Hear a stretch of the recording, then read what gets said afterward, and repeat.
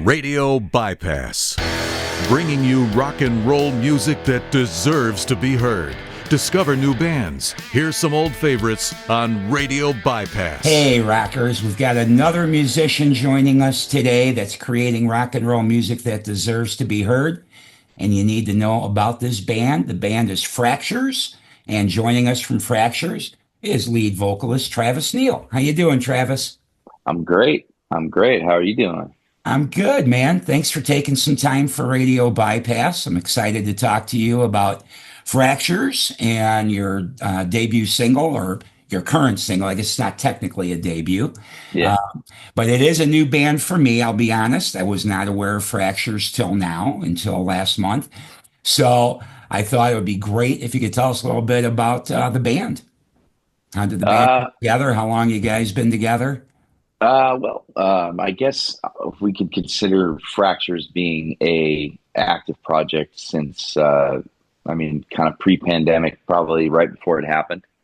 We were a different band at the time. We were trying something new, and we realized that Fraxures kind of was the byproduct of of that experiment, and so we rebranded everything. So here we are now. I would say, yeah, like I said, pre-pandemic, and kind of a few years now.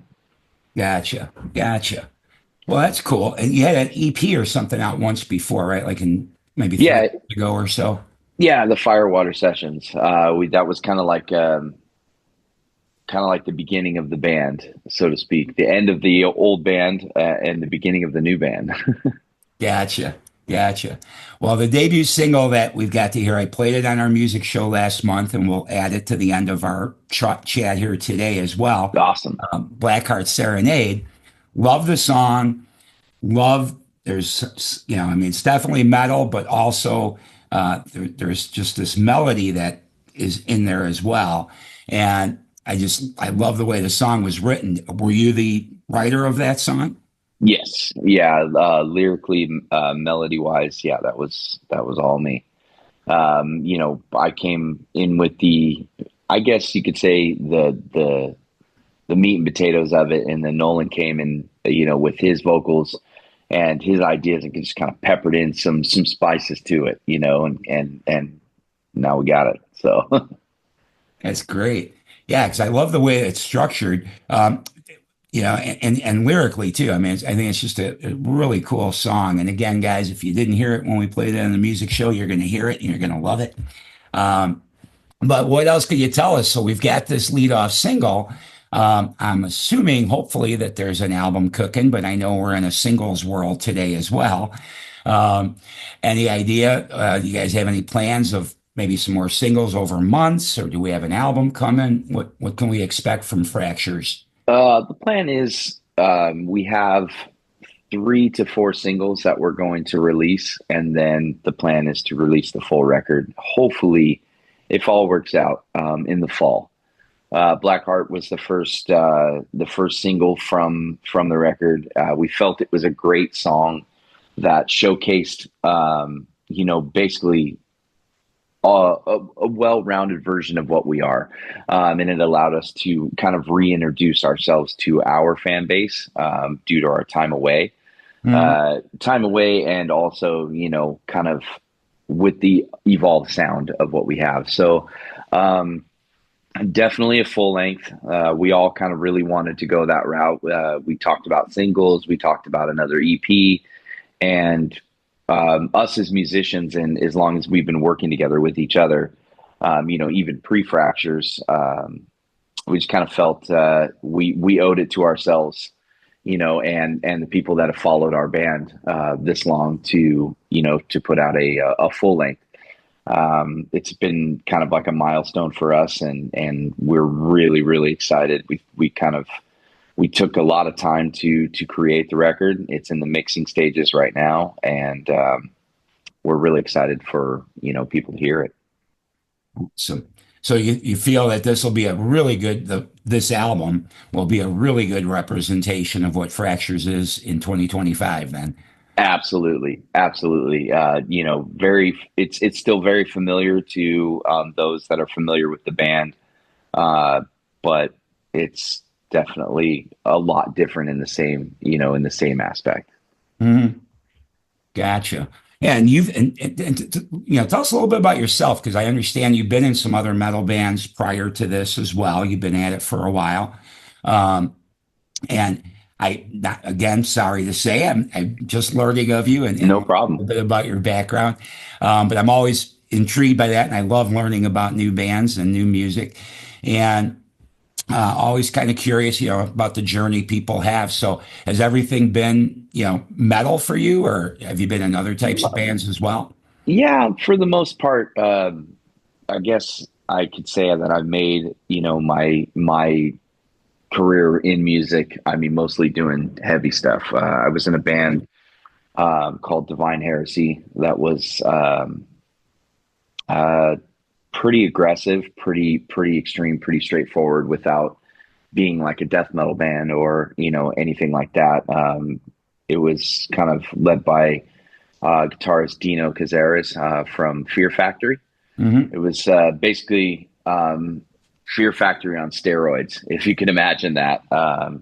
So that kind of broke me into doing it on a global scale Uh, and out of the local scene. And then I've done that. I was in another band called The Bloodline that was signed to Central Media. That was, I guess, still metal, but more active rock at the same time. I've got to play with some musicians in different parts of the world. I had a band in Sweden called The Bereaved.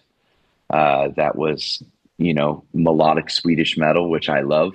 And to get a chance to do it with authentic dudes instead of guys that love that music that were just recreating it was right, really right. cool. And then just session stuff here and there.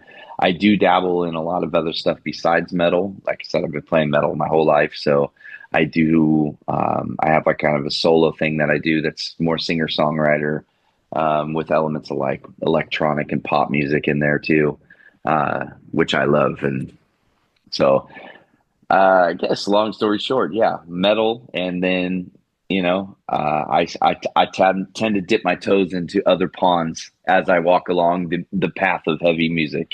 Right.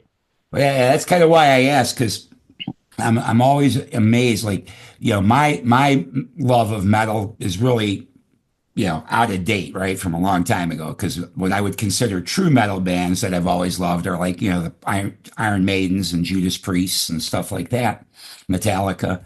Um, and then newer metal, I'm now discovering a lot of it that I'm liking in bands that I wasn't aware of. Um, but yeah, I'm kind of old metal, but then I also like some other stuff. I like Bob Seger and things like that. And so as I meet other metal enthusiasts, even the ones that like my old metal, it is kind of interesting because I think there was a time, at least for me, and it sounds like for many, where it was just metal, metal, metal. If it Mhm. wasn't screaming, you weren't into it, and then as the years go by, you kind of start getting into other things that interest you in addition to that. You don't give up your first love. And so that's why I asked you that question. I was curious if you just fully are you're full on metal or if you too perhaps dabble in other things. I I definitely dabble. I think as a songwriter, it's very important to have a wide palette of the stuff that you listen to. If you're only into metal and as a songwriter, I don't think that you'll ever really be able to step out of one genre, and then and over time you need to kind of step out of those genres if you really want to, you know, evolve or just create something unique, Mhm. because you know how it is. I mean, we've witnessed the birth of heavy music and kind of like music in general, throughout the years. Not to say that personally we witnessed it, but we've seen the upbringing of it. And um, I mean, everything's been done. It's kind of hard to create something new and unique Right. without fusing different genres together that may not belong together Mhm. cleverly and making it work. So, yeah, I feel like in order to be a good songwriter and somebody that can, you step into, any situation, you have to kind of like open your palette up and be able to listen to, Metallica or listen to Lamb of God, and then, go and dig Justin Timberlake and Post Malone at the same time. You know what I mean? Just, and be able to understand what they're doing and love it for what it is, instead of just hating on it because it's not your thing. Right, right. Which I used to do, admittedly, when Yeah. I was Oh, I younger. did. I did too. I did too. When I was younger, it was, if it wasn't heavy, it was crap. You know what I mean? It was like I clowned on so many bands, and I hated so many bands, like classic rock bands, that are now like my favorite bands, like Uh, my all time favorite bands. And I'm like, how could I even dislike this band? It's amazing. I don't know. There's just something yeah, it just happens. Because yeah, I was the same way. I'd have friends like I'm listening to Black Sabbath and Led Zeppelin and Deep Purple Mhm. and things like that. And then when the Bee Gees really hit big with Saturday Night Fever and stuff, I've got friends that are getting into the Bee Gees. I'm like, what? Are you kidding me? Yeah. That's crap. And I just couldn't listen to it. If the guitars weren't screaming, I just Yeah. any part of it and hated it. But then over time, it's like, well, I see some value to this too. Yeah. My favorite music's still my favorite music, and it's always Hmm. going to be my favorite music, I guess, because I really haven't changed what I like the most. But I'm certainly much more open to other things, and I don't Yeah. immediately, like you said, hate on it. Yeah. We mature as human beings, and then our tastes mature as well. You stuff you listen to now, you might have, like I said, hated 10 years ago, and just could never picture yourself listening to that kind of stuff, or even being involved in being a fan of it. Right, right. So for Fractures, if somebody is new to the band, as was I, what would you describe your band as? Like, what would you tell people about your band? I would say, for anybody that would listen to, I mean, anything from heavy to metalcore to, you know, um, just standard metal to, modern metal. I guess you'd consider, bands that play, newer music, not to say we sound like them, but you got bands like Bring Me the Horizon and Bad Omen and Sleep Token. Um, and they're like the next wave of the heavy music. It's very, very reminiscent of traditional heavy stuff. There's elements of it, but then there's elements of pop hooks and pop structures. And so I think that the listener, when they would listen to Fractures, I mean, they can expect um, you know to, I guess, not get bored within the first a minute of the song. Kind of like, okay, this is basically every other band that's out there. It's really hard to describe your own art and your own music. You're like, okay, well, what would you say that you would sound like? Well, I don't know. I don't think I sound like anything. I don't know what we would compare ourselves to, but I know that a listener would probably be able to hear a lot of our influences as musicians, not collectively as a band, but what each musician is bringing to the table. And Mm, I think that there's something for everybody in there. gotcha. Okay, good. Well, I know I look forward to hearing more from you guys for sure. And I agree. I think in Blackheart Serenade, that is kind of what it is. You do hear a lot of there's a lot going on there. Like I said, Yeah. you got that melodic piece of it, and then you get really heavy for a piece, and then it's kind of calm again and soothing, and then boom, it hits you Yeah. again. And I like that. It takes you on a ride for sure. Yeah. Waves of emotion. I love it. Yeah, yeah, absolutely. Lyrically, did anything personally inspire that? Oh yeah. Yeah. so, so, the lyric writing process to this whole record, it's taken me quite a while. And, I mean, quite a while. I was struggling with writer's block and everything. It's been a couple years, and I had some health problems that took me out for about a year. And Oh my. And then when I came back to it, it was like, between everything that was going on in my personal life before the health problems, then the health problems taking me out, and like everything that was going on, then it was just like, when I sat down to write, the floodgate just kind of opened. As soon as I opened the faucet, it's like the handle broke and I couldn't turn the water off. And now I'm going to be screwed with $1,000 water bill because my sink's going to run for a month. But that's exactly what happened for like 3 months. The sink ran, and every single song on this record is very, very personal to me in one way or another. Whether it's, personal experiences, whether it's lessons learned, or, just life lessons gained.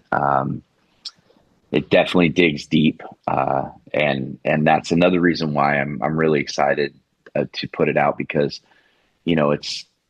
it allowed me to exhale all of that kind of stuff that was in there.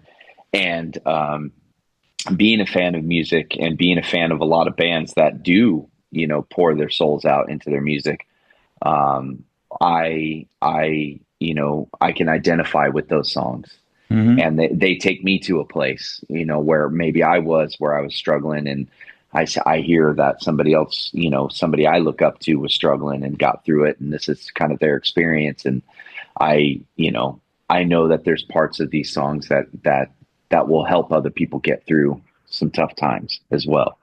They're hard songs and they're emotional, but they all take us on a path, and, I'm here because of those experiences. And a lot of people that, live their lives, they're there because of those experiences. And it's nice to be able to hear something or see something on TV or whatever that kind of takes you back and makes you remember those bad times, or makes you remember those tough times, and then remember getting through it as well. The triumphant moment where it didn't beat you and you beat it, Right.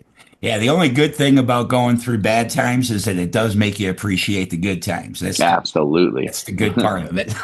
Absolutely.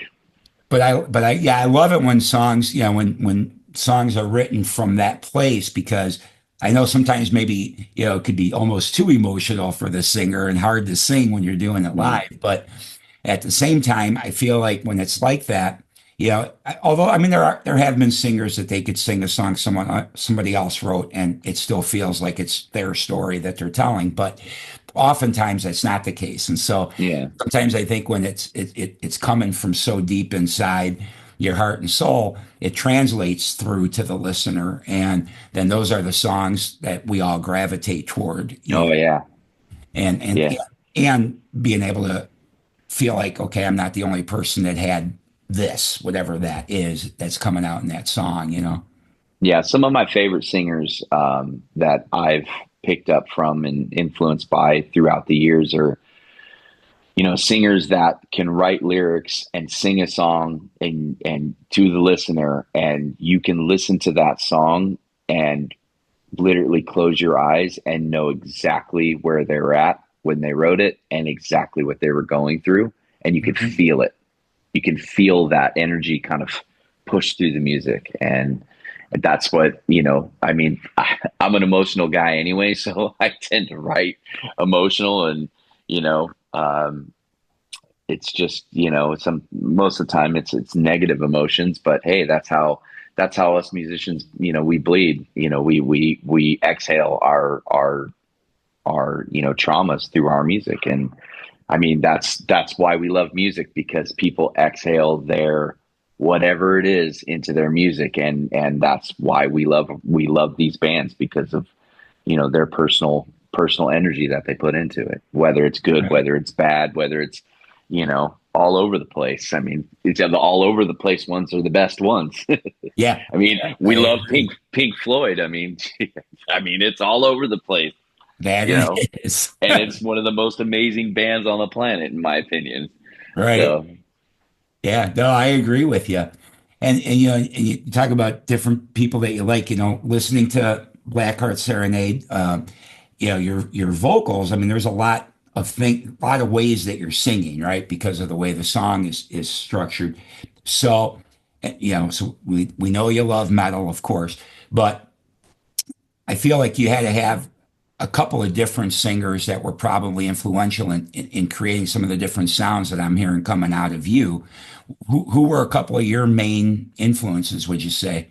Um, my my influence is kind of like they vary sometimes. I have like core influences. I mean, you know, it's hard to when I get raspy, whether it sounds like these people or not. But like James Hetfield was huge when I was younger, Hmm. with the rasp, and then Nick Holmes from Paradise Lost. I've always loved his kind of like voice, but I love one of my favorite singers. His name's Dallas Green, and he has a solo project or a solo band that became like a full band called City and Color. And he was the guitar player. Actually, he still is the guitar player and clean singer in a kind of like a screamo band called Alexis on Fire. And Dallas is like the maestro to my pain. Sometimes, he's not afraid to sing about tough things, and his voice is just it's one of those things where it's like it hits you in so many different spots. um and then I love The Weeknd. I love like the old Post Malone stuff. I love you know like black metal. I've been into like ethereal black metal lately, and like old school death metal. So, a lot of those things come in. But I'm a big fan in general of pop music. So writing as a singer, I mean, some of the songs that I mean have remained stuck in my head, whether it's while I'm walking down a hall somewhere, or getting ready for bed or whatever. I'll have like a hook that sticks in my head from 20 years ago. It's Uh, always a pop song. It's that's always a pop funny. song, so it's like I tend to write a lot in pop structure and pop hooks, whether it's heavy vocals or whether it's clean vocals. Those hooks and those patterns, they're kind of the earworms. There's the worms that stick in your head, and um, I love when music does that to me, Hmm. even when it's a terrible song and you cannot get it out of your head. I mean, to me that's what gets the listener engaged. It's like when they wake up the next day and they're like, God, I hate this song. It's stuck in my head. Then they listen to it and then they love it, and then the rest is history. Yeah, no, I understand that. I think a song from a songwriting perspective, I think you've written a successful song in two different ways. One would be when you do have a hook that sticks in you, and somebody keeps hearing the lyric, maybe the chorus or a line even of a song, and they keep hearing it in their head. That's one success.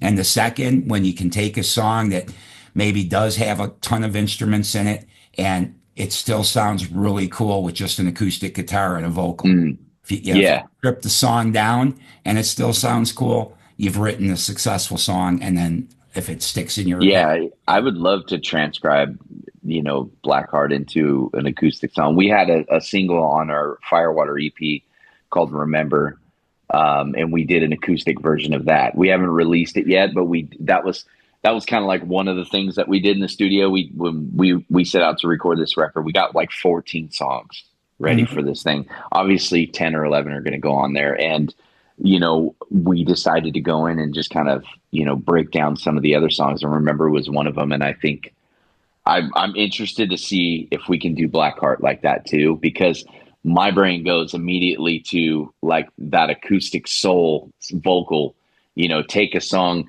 and be able to transcribe it into something totally different, stripped down, where it just has, you're not listening to the same song anymore, but it is the same song, and it is, but it's like a whole different take on it. Yeah, yeah, exactly. And when it works like that, like I say, then I think if I was the songwriter, then I consider that a successful song because Yeah. sometimes you can't strip a song down to an acoustic and still have Yeah. it sound like a good song. Yeah. Well, we're challenge accepted. I think we're going to try. Well, that's good. As far as seeing the band, you guys have any live things coming up at all? Yeah, right now we're not really venturing too far out of the local area because, like I said, we were out of the game for a little bit due to just unforeseen issues and writing and everything. So reintroducing ourselves to our local crowd, and kind And of you're getting back San out there and Diego playing. based? Yes. Okay. Well, technically San Diego based. Fred's up in Long Beach, and Vinny, our bass player, he's in Mission Viejo, kind of Orange County, and then Nolan, SD, and myself are here in San Diego. We all were here at one time, but kind of work took us out of the out into different Immediate areas. area. But Yeah. yeah, we have a show coming up on March 15th at the Holding Company in Ocean Beach. It's a killer venue. We're playing with. It was a band that used to be around for a while, and they kind of made a resurrection. They're called Stretcher. And then there's a band that just won the Battle for Vakken, and they went over and played Vakken over the summer of last year called Cascade Effect. Awesome band, awesome dudes. There's another band called Contortion that's really, really starting to get some traction. They got a record that came out. I actually did guest vocals on, but they have some heavy hitters doing some guest stuff on there. Plus, their music's awesome. And then it's the debut of a band called Splitter. That's from here in San Diego that we're excited to see. And Because it's always all of you cool. are on the same bill? It's, All of us, yeah. wow. It's a metal mania. It's going to be a barn burner. It's actually called it's Stretchers. Stretchers kind of like doing this. I think that what they're trying to do is do an annual show every year, and it's called the Irish Christmas. So since it's before St. Patty's Day and Right. Irish Christmas, Santa Claus is green, and it's going to be fun. So yeah, it's going to be a barn burner. We're really excited about it. We've played with them before at the same venue. The venue is killer. It's right on the beach. Right. So anybody in San Diego ain't doing nothing this weekend. Next weekend on March 15th. Show starts at 7. Come on down. Let's hang out. All right. Awesome. Awesome. We'll have to get you up to this side of the state eventually. Yes, absolutely. I know that we're going to start venturing out. We're kind of taking up to the summer to kind of get ourselves back in the swing of things here, work out the kinks, and then we're going to take the live show, kind of get up in LA into Long Beach. And I would love to come up to the Bay. I would love to come up to Northern California. That'd be great. Yeah. I Awesome. love it up there. It's beautiful. Yeah. Except today. I told you it's not the Yeah. greatest weather today, but Sorry, you just go hang out in the trees in the forest for a little bit, and it doesn't matter. It doesn't true. matter anymore after that. That is true. All right. Awesome. All right. And then I know you've got a website, fractures.com. hmm And this Fractures, by the way, if you do a search for them, don't get confused. It's Fraxures. Because I did find when you search, even though I typed it in with the X, it wants to bring me to one with the CT. So, Yeah, yeah. Because I think that band it's like a bigger kind of electronic pop group. right. We didn't know at the time, and then we were like, well, it is what it is. We've already got a logo. We've already established it. We're just gonna keep on keeping on. And I like it with that spelling, actually. I think Yeah, it it's cool. fits, with the type of music you're doing. I think it's a good name. But yeah, so fractures.com. And yeah, we'll look forward to, I know you probably can't say yet when the next single will be out, but we'll look forward to when it does make an appearance. Well, we'll definitely anybody that's listening that's local or that wants to come to the show. If they really want to get a preview of the next single, we're actually going to debut it at the next show. We're going to play it. So I'm jealous. See, I'm so bummed. I can't come March 15th. I would drive down there, but I can't that weekend. I got other no, things going on. no problem. That's a long haul, but I appreciate it. I appreciate it. Yeah, no problem. All right, everybody. Well, check this out. We're going to play Blackheart Serenade, for me, the debut single. Getting as I've gotten familiar with Fractures from that song. I think you'll love it if you didn't hear it on our music show. And certainly as they release more music, you'll keep hearing it here on Radio Bypass for sure, because I know I'm going to love all of it because I love this song so much. Heck So, yeah. Travis, thank you so much for coming by Radio Bypass and telling us a little bit about your band. And when that album sees the light of day, I'd love to have you back. All right. Well, thank you. Thank you for having me. Thank you for the interest in the band. Thank you, all the listeners, for taking a listen and supporting Radio Bypass and supporting Fractures. We're stoked to be a part of the show. All right, man. Cool. All All right, right, everybody. brother. Let's rock. Yeah. Here it comes. Blackheart Serenade.